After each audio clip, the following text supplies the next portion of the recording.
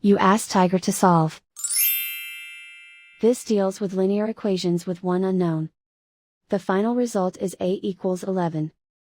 Let's solve it step by step. Group all constants on the right side of the equation. Add 9 to both sides. Simplify the arithmetic.